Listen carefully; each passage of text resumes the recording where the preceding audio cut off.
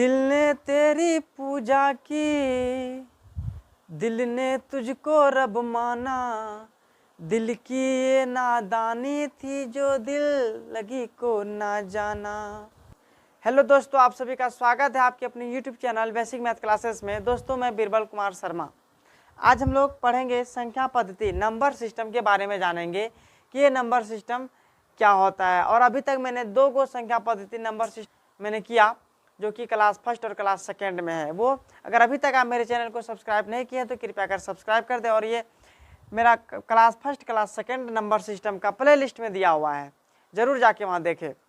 तो चलिए आज हम देखेंगे परिमेय संख्या रेशनल नंबर, अपरिमेय संख्या इरेशनल नंबर, पूर्ण वर्ग संख्या परफेक्ट स्क्वायर नंबर, पूर्ण घन संख्या परफेक्ट क्यूब नंबर। मतलब क्या, आज हम ये चारों संख्या के बारे में जानेंगे। ये संख्या कैसे होगा या फिर किस प्रकार से हम ये परिमेय संख्या, अपरिमेय संख्या, पूर्ण वर्ग संख्या और पूर्ण घन संख्या कहेंगे। संख्या को देखते ही बता देना है कि कौन सी संख्या क्या कहलाएगी। चलिए अब हम देखेंगे परिमेय संख्या रेशनल नंबर।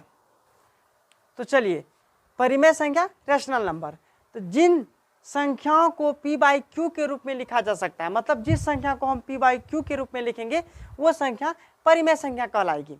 अब p बाई क्यू के रूप में कैसे लिखेंगे जो वो परिमेय संख्या कहलाएगी, या फिर क्या सभी संख्या को p बाई क्यू के रूप में लिखने पर वो परिमेय संख्या कहलाएगी? नहीं।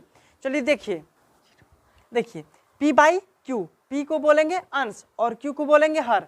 p बाई क्यू के रूप में हो, लेकिन यहाँ क्या कह रहा है, q does not equal 0, q का मान 0 नहीं हो। मतलब p बाई क्यू के रूप में कोई भी हम डिजिट संख्या नंबर को रखेंगे तो वो q वाली संख्या, मतलब q वाली जगह पे, मतलब q के स्थान पर, मतलब हर के स्थान पर 0 नहीं होनी चाहिए। एग्जाम्पल क्या है, एक परिमेय संख्या है जो कि p बाई क्यू के रूप में हो सकता है या फिर होता है, जिसमें p को अंश तथा q को हर कहते हैं। ये तो मैंने यहाँ बता दिया, p को क्या बोलेंगे, अंश बोलेंगे, q को क्या बोलेंगे, हर बोलेंगे। मतलब p बाई क्यू के रूप में होगा वो परिमेय संख्या कहलाएगा, और p बाई क्यू के रूप में होगा वो परिमेय संख्या कहलाएगा। लेकिन q के स्थान पर, मतलब हर के जगह पर अगर 0 रहा, मतलब डज नॉट इक्वल टू 0, 0 नहीं होनी चाहिए। जैसे एग्जाम्पल, तो ये सारी परिमेय संख्या है। अब बोलिए कि क्या सर 2 परिमेय संख्या है, 1 परिमेय संख्या है, 3 परिमेय संख्या है, 7 परिमेय संख्या है। क्यों? क्योंकि इसके नीचे कुछ नहीं तो क्या है, 1 है, इसके नीचे भी कुछ नहीं तो क्या है, 1 है। कोई भी संख्या के नीचे अगर कुछ नहीं है तो क्या है, 1 है। अगर है तो p बाई क्यू के रूप में तो हुआ, इसी को ना p, इसी को ना q, मतलब p देख रहे हैं अंश है, q देख रहे हैं हर है। तो समझ तो गए, मतलब वैसी संख्या जो p बाई क्यू के रूप में हो। सिंपल समझिए, सिंपल ट्रिक एक क्या समझ लीजिए आप, परिमेय संख्या किसको कहेंगे, जो संख्या p बाई क्यू के रूप में हो लेकिन q does not equal to 0, q का मान 0 नहीं होनी चाहिए। इस सब में कहाँ है q का मान 0, सब में तो 1 है ना। ये कौन सी संख्या है, ये सारी परिमेय संख्या है। तो चलिए परिमेय संख्या के बारे में आप लोगों ने जाना। अब चलिए देखिए अपरिमेय संख्या इरेशनल नंबर क्या कहलाता है। तो वैसी सभी संख्या जिसे p बाई क्यू के रूप में प्रकट नहीं किया जा सके उसे अपरिमेय संख्या कहेंगे। मतलब परिमेय संख्या में देखा जो कि p बाई क्यू के रूप में होगा वो परिमेय संख्या कहलाएगा, लेकिन अपरिमेय संख्या में p बाई क्यू के रूप में वो नहीं होगा। मतलब वैसी सभी संख्याएं जिसमें p बाई क्यू के रूप में प्रकट नहीं किया जा सके उसे अपरिमेय संख्या कहेंगे। मतलब जो संख्या p बाई क्यू के रूप में प्रकट नहीं होगा उसे ही हम अपरिमेय संख्या कहेंगे। जैसे एग्जाम्पल, जैसे √2, √3, √5, √8, ये सब संख्या अपरिमेय संख्या कहलाएगी। क्यों? क्योंकि देखिए अगर हम यहाँ इसका वर्ग करते हैं, 1 का वर्ग कर रहे हैं, तो 1 का वर्ग करना मतलब 1 पे स्क्वायर, 1 गुना 1 बराबर 1, 2 तो नहीं आ रहा है, ये p बाई क्यू के रूप में तो नहीं बढ़ रहा है, नहीं ना बढ़ रहा है। अगर हम यहाँ 4 देते हैं √4, तो √4 क्या है, 2 × 2 = 4, 4/1, ये कौन सी संख्या कहलाएगी, परिमेय संख्या। मतलब जो p बाई क्यू के रूप में प्रकट नहीं हो, इसको हम p बाई क्यू के रूप में प्रकट कर ही नहीं सकते हैं, इसलिए ये अपरिमेय संख्या कहलाएगी। जैसे √4 को हम p बाई क्यू के रूप में प्रकट कर देंगे, कैसे, रूट का मतलब क्या, स्क्वायर करना, किस पे, 2 का स्क्वायर, 2 गुना 2 मतलब 4, 4/1, ये क्या कहलाएगी, परिमेय संख्या। क्यों? क्योंकि ये p बाई क्यू के रूप में हुआ। और अपरिमेय संख्या उसे कहेंगे जो p बाई क्यू के रूप में प्रकट ही नहीं हो सकता है, उसी को ना हम अपरिमेय संख्या कहेंगे। और एक बात, क्या है ये पाई।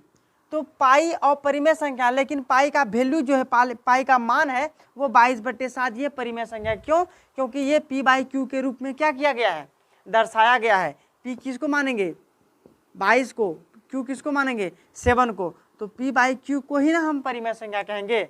और q does not equal to 0, मतलब q का मान भी 0 नहीं है, इसका मतलब ये परिमेय संख्या, क्योंकि नंबर साथ परिमेय संख्या। और ये पाई अपरिमेय संख्या है ना। देखिए जैसे पाई क्या है, वृत्त का व्यास एवं वृत्त की परिधि का अनुपात है।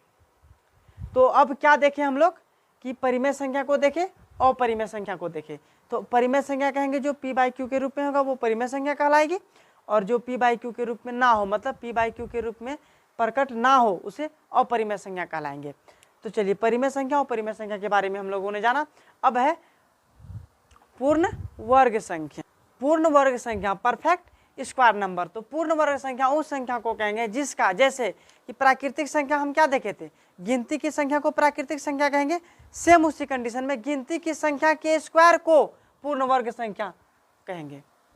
कैसे, एक ट्रिक देखिए। और पूर्ण वर्ग संख्या किसको कहेंगे, प्राकृतिक संख्या के स्क्वायर को पूर्ण वर्ग संख्या कहेंगे। जैसे 1 का स्क्वायर 1, 2 का स्क्वायर 4, 3 का स्क्वायर 9, 4 का स्क्वायर 16, 5 का स्क्वायर 25, 6 का स्क्वायर 36, डॉट डॉट डॉट, ये अनंत तक जाएगा।